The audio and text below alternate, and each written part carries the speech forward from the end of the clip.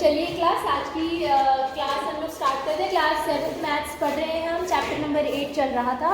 Chapter number 8 के कुछ topics मैंने आपको ऑलरेडी एक्सप्लेन कर दिए थे, जिसमें हमने पढ़ा था, आपको याद होगा, हमने पढ़ा था इंक्रीज के बारे में, हमने पढ़ा था डिक्रीज के बारे में, increase percent, decrease percent, SP, CP, profit loss, profit percent, loss percent, right. ये सारी चीज़ें मैंने समझाई थी आपको, और ये भी बताया था कि रेशियो से परसेंटेज में हम कैसे चेंज करते हैं। ठीक है, तो ये आपने जाना था पिछली क्लास में। अब हम इन टॉपिक्स पे बेस्ड, टॉपिक्स तो हमने समझ लिए, कंसेप्ट हमें समझ में आ गया, लेकिन इन कॉन्सेप्ट पे बेस्ड जो हमारे क्वेश्चंस हैं, न्यूमेरिकल क्वेश्चंस है, वो आज हम सॉल्व करेंगे। तो चलिए सबसे पहले स्टार्ट करते हैं। एक्सरसाइज 8.3,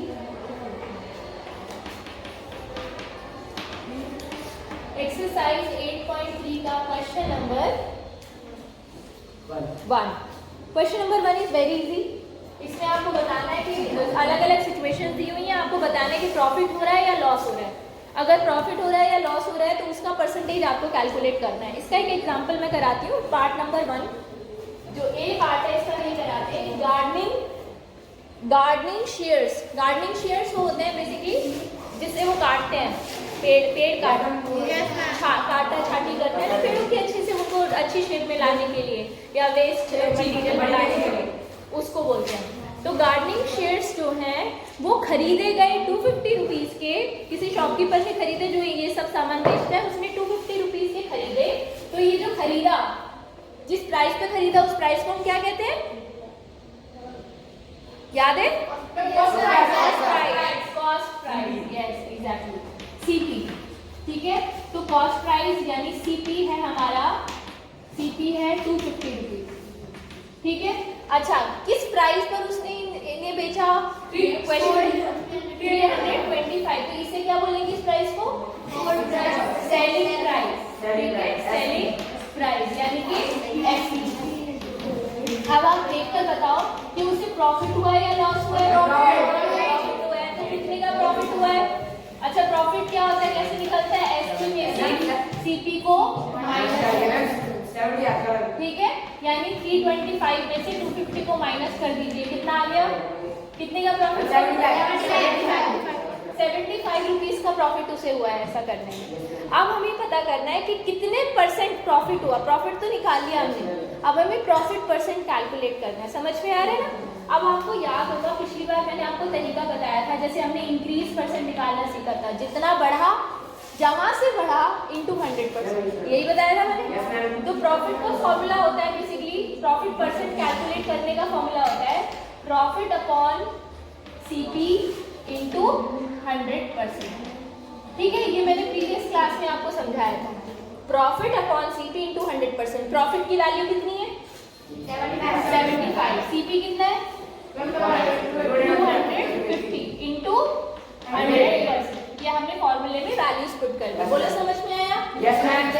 चलो अभी सॉल्व करते हैं। तो देखिए जीरोस से जीरोस कैंसिल हो गए। 25 और 75 दोनों एक टेबल में आते हैं 25 की।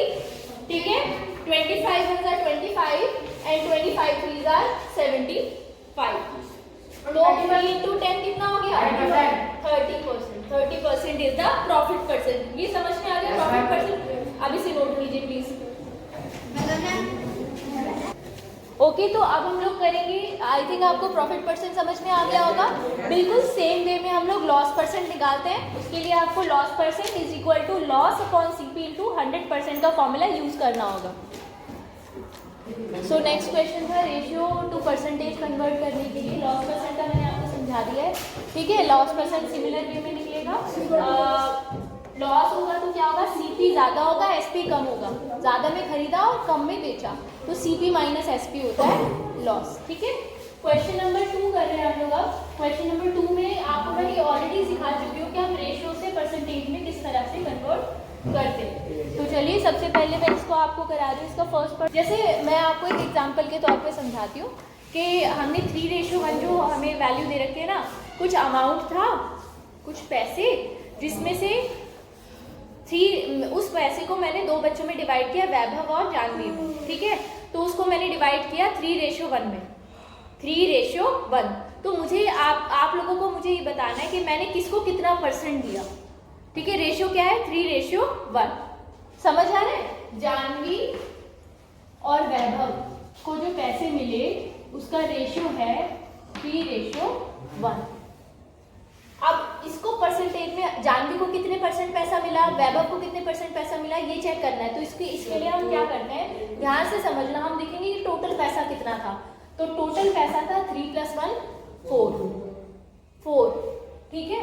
तो जानवी को जो पैसे मिले हैं, जानवी की जो परसेंटेज है, जानवी परसेंटेज वो कितनी होगी, वो होगी 3 है ना उसका part, upon total 4 into 100% percentage में चेंज करने की, ठीक है। 75%। तो ये हो जाएगा 4 से 25 कैंसिल, 75% पैसा जानवी को मिला है ज्यादा मैम, 25% मेरे को, ठीक है। अब वैभव को कितना परसेंटेज मिला है, तो वैभव परसेंटेज कितना हो जाएगा, देखिए वैभव की परसेंटेज कितनी हो जाएगी 25%, 1/4 वैभव का पार्ट अपॉन में टोटल कितना है 3 + 1 4।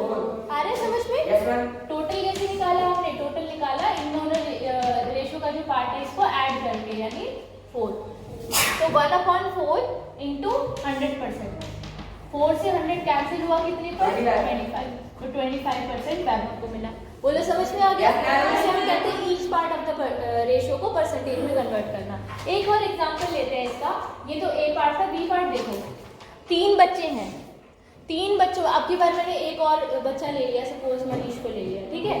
तो 3 बच्चे हैं, तीनों में मैंने पैसे बांटे, किस रेशियो में बांटे, 2:3:5 में, ठीक है। अब सबसे पहले हम क्या करेंगे, टोटल निकालेंगे, है ना। हर पार्ट को देखते हैं हर किसी को कितने परसेंटेज मिले हैं, कितना पैसा है। तो टोटल कितना हो जाएगा बताओ, 2 + 3 + 5 यानी 10। अब सबसे पहले हम निकालते हैं जानवी का परसेंटेज। चलो अब बार तीनों बच्चे बदल देते हो, अनुराग, सृष्टि और तीसरा बच्चा मनीष, ठीक है।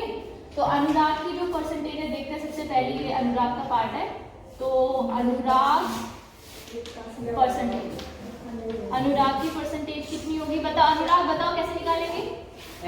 2 अपॉन टोटल कितना है 10 इंटू 100%, हाँ 100%। सॉल्व करेंगे इसे, 20% पैसा अनुराग को मिला। अब सेकंड सृष्टि की परसेंट वो थी, तो सृष्टि का सृष्टि की परसेंटेज निकालते हैं। सृष्टि को कितना परसेंट अमाउंट मिला, तो सृष्टि बताओ बेटा क्या लिखेंगे बताइए। 3 अपॉन 10 मल्टीप्लाई 100%।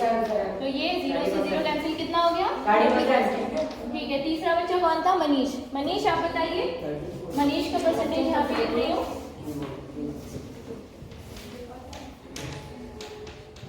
मनीष बताइए। एग्जैक्टली 5/10 इंटू 100% पूरा करो साथ में। 100 क्यों बोलते हो, सिर्फ परसेंटेज का साइन लगता है ना हमेशा साथ में, फिर पूरा बोला करो। कितना परसेंट पैसा मिला है 50। आधा पैसा तो यही ले गया ठीक है, समझ में आ गया सबको। Each part of the ratio को परसेंटेज में कन्वर्ट करना। आशीष क्लियर हुआ बेटा, नोट कीजिए इसको प्लीज। क्या आप इसका डी पार्ट निकाल सकते हो ऐसे ही, है ना। निकालना जरा डी पार्ट को कैलकुलेट करके मुझे फटाफट क्विकली बताइए।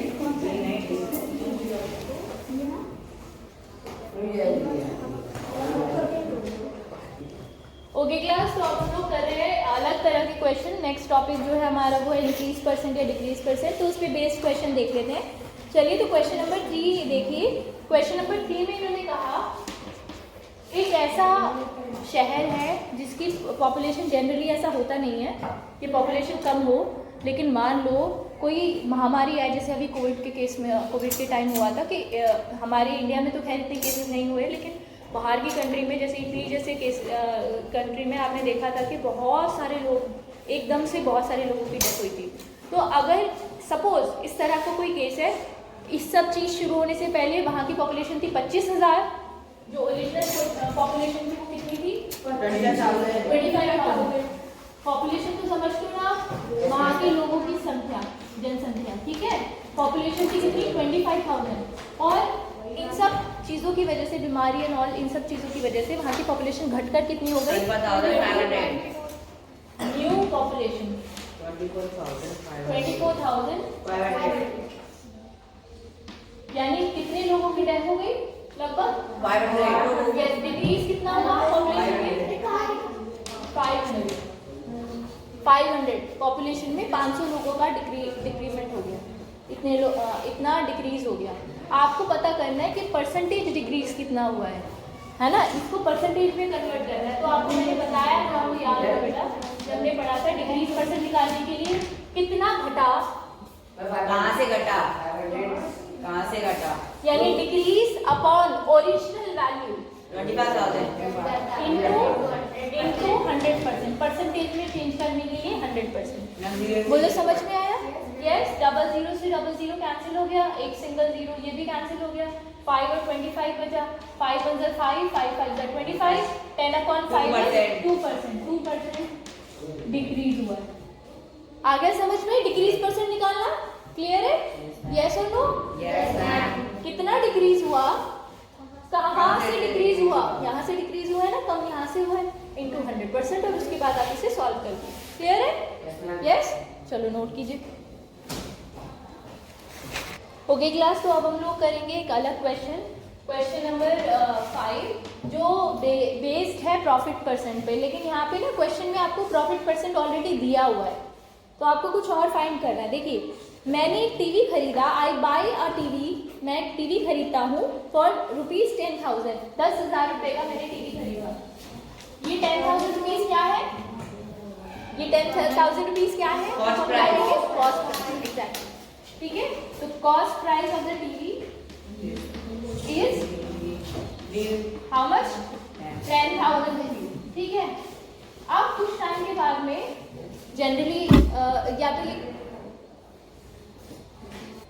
या तो ये टीवी शॉपकीपर ने खरीदा है, शॉपकीपर भी इसे प्रॉफिट पे बेच सकते हैं। जनरली हम जब कोई चीज़ खरीदते हैं कुछ टाइम के बाद हम उसे बेचते हैं, सेकेंड हैंड हो जाती है तो उसका प्राइस जनरली कम जाता है। तो एक शॉपकीपर है, उसने 10,000 रुपीज़ का टीवी खरीदा और उसको उसने 20% के प्रॉफिट पे, अच्छा खासा प्रॉफिट है, 20% के प्रॉफिट पर बेचा।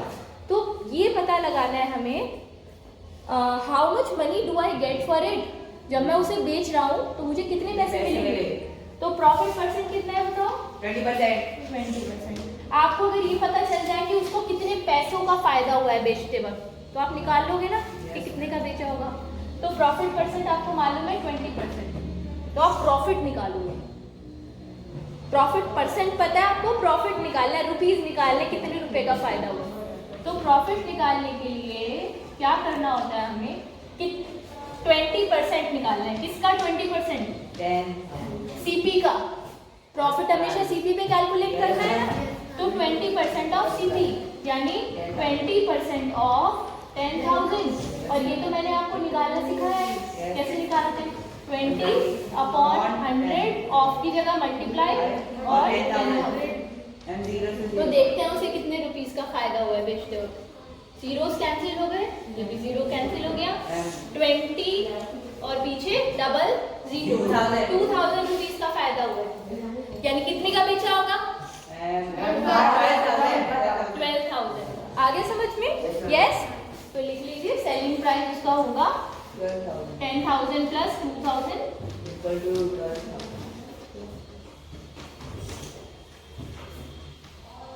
12,000। ठीक है।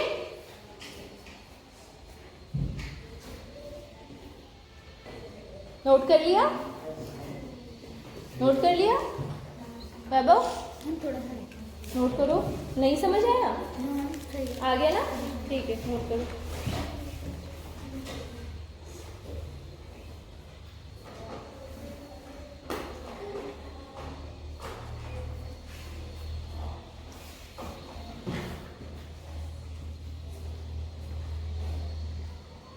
ओके क्लास, तो अब हम लोग कर रहे हैं एक नया क्वेश्चन जो एक नए टॉपिक पे बेस्ड है। टॉपिक हम ऑलरेडी पढ़ चुके हैं। इसमें मैंने आपको सिखाया था सिंपल इंटरेस्ट कैलकुलेट करना, है ना। आपको याद होगा सिंपल इंटरेस्ट हम निकालते थे P × R × T/100 के फॉर्मूले से।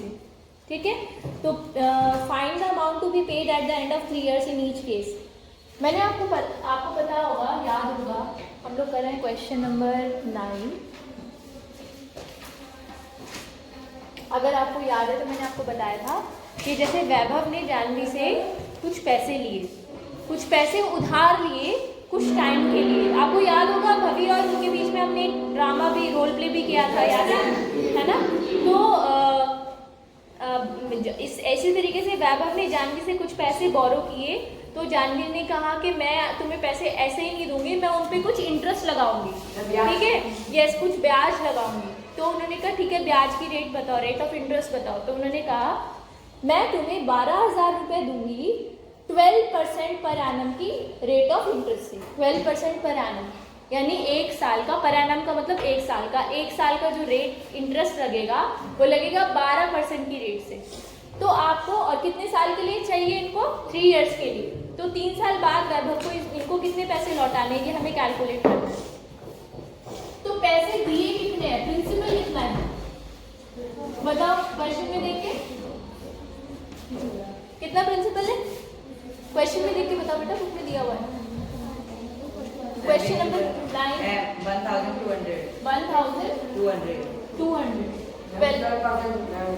1200 रुपये दिए, ठीक है। कितने टाइम, रेट ऑफ इंटरेस्ट कितनी है? 12%। ठीक है, rate of interest is 12% per annum. PA का मतलब पर एनम, पर ईयर, ठीक है। टाइम कितना है? 3 years। 3 years क्वेश्चन में दिया हुआ है, स्टार्टिंग में देखो टाइम दिया हुआ है 3 साल। तो चलो हमें कैलकुलेट करना है कि 3 साल बाद इन्हें कितने पैसे लौटाने हैं। तो ये 1200 रुपये तो देने ही देने हैं, साथ में इंटरेस्ट के पैसे भी देने हैं। तो इंटरेस्ट कितना देना है, ब्याज के पैसे कितने देने हैं 1200 के ऊपर, ये हमें कैलकुलेट करना है, ठीक है। तो देखते हैं, चलो इंटरेस्ट कैलकुलेट करना है। देखो इधर बेटा, इंटरेस्ट का फॉर्मूला होता है principal into rate into time upon 100। This is the formula. So just a moment, ठीक है। So P is how much? 1200. R is how much? 12. Time is 3 upon 100. ये कैंसिल हो गया। 12 into 12 144, 144 की 3 से मल्टीप्लाई करके बताओ तो कितना इंटरेस्ट देना है, जल्दी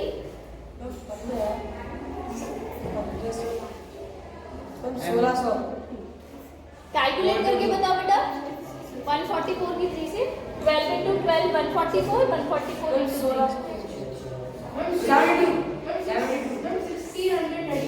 1632 इतने का इंटरेस्ट उसे देना है। नहीं ये नहीं हो सकता, 72 नहीं ये नहीं हो सकता। तुम 1600 मैं 432। कितना आ रहा है? 432। इंटरेस्ट प्रिंसिपल से ज्यादा तो हो ही नहीं सकता भाई। 1200 रुपये तो उसने लिया और ब्याज उससे भी ज्यादा बन गया। वो तो तभी हो सकता है जब ये हमारी रेट ऑफ इंटरेस्ट 100% से ऊपर जाती है। 430। अब 425 रुपये उसे इंटरेस्ट के देना और ये 1200 तो देने देना है। तो टोटल कितने पैसे देने हैं? टोटल अमाउंट कैसे निकालेंगे? प्रिंसिपल में इंटरेस्ट को जोड़ देंगे, ठीक है। ये हमने इंटरेस्ट कैलकुलेट किया था, इसमें प्रिंसिपल को ऐड कर देंगे।